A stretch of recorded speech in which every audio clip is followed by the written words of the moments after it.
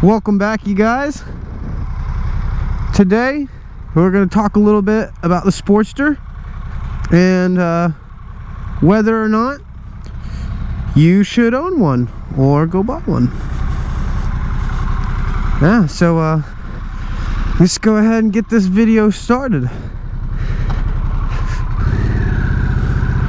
So the first thing I wanted to talk about is the cruiser riders, right?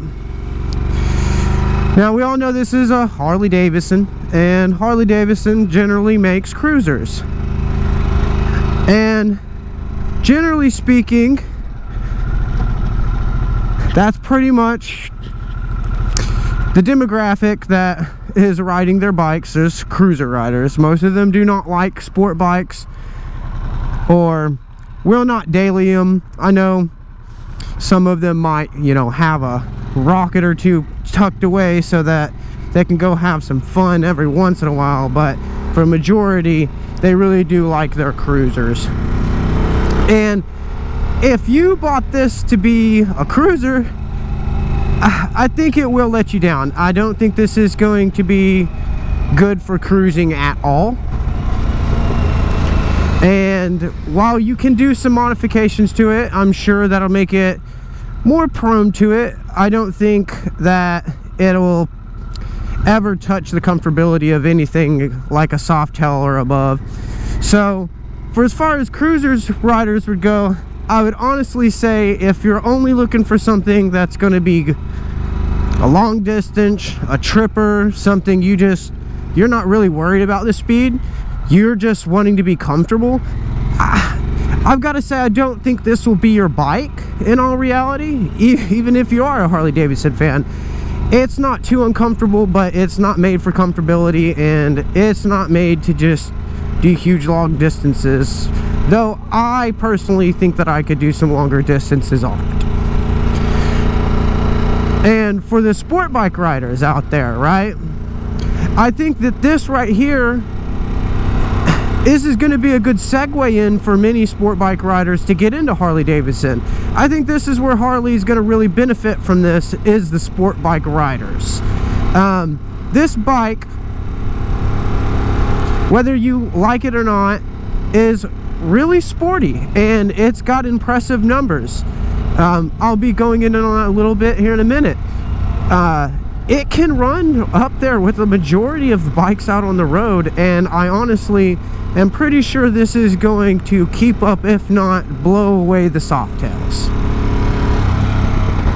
And this right here gives something that Harley hasn't really had before, other than I think the V-Rod, and I think that's going to make a big difference in all reality.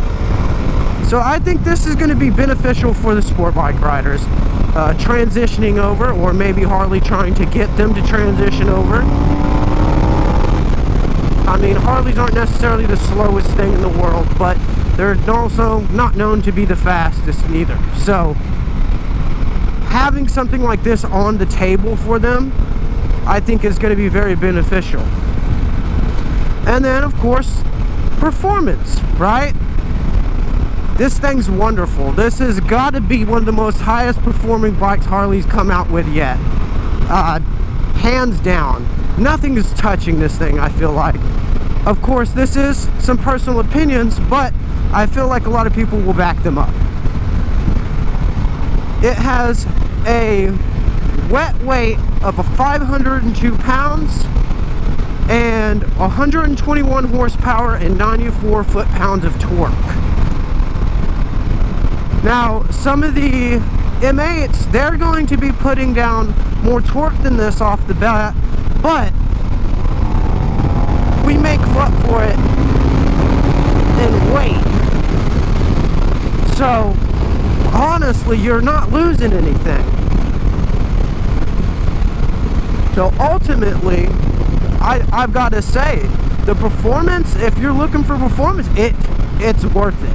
And if they improve on this throughout in the future and add some more stuff like the stage kits like they do with most of everything, this thing is going to be a monster out here, and I do think it'll be able to eventually give some of these sport bikes a run for their money. Maybe not 1,000, right? Obviously, but maybe some of these 600s, you know. I do think this is in spitting range of it. And price. Now, this is where I think we will lose some people. I believe this is like MSRP of around 15. It's like 14.9 or 15.9, one of the two. And right now it is kind of hard to get your hands on a little bit of them. There is like a dealer markup on a lot of them, and whether or not you're, you know, one of those people who can deal with that or not is really a thing, because these bikes can be expensive, and while it shares the name Sportster, the price does not reflect that no more. This truly is a sport bike from Harley, and the Sportster name is back to being something sporty, which I do really love, especially coming from a Sportster. So ultimately, who is this for? I would say that this bike here is for a younger demographic who is into being able to ride fast and have performance, and isn't quite ready to go to a cruiser, but also wants to have that Harley Davidson name, because we've got to be real about it. Driving a Harley Davidson is an actual thing for as far as the weird status things go, you know. It's almost like the iPhone of the bike world, unless you want to get into it like with the Ducatis and, you know, some of them other things. But Harley has tried really hard to redefine themselves as a luxury brand, and they are beginning to market themselves as that. I think you can see that with the fact that really they do not have any starter bikes. Harley is not a starter brand, it seems like.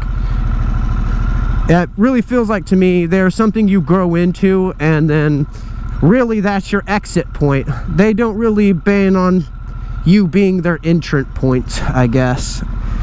And I've found that to be true with a lot of Harley riders, that their first bike was not a Harley, it was something else. It was typically a Jet bike. Well, you guys, thanks for coming along the ride. For the people who are back again, I really appreciate the views. I hope to see y'all again.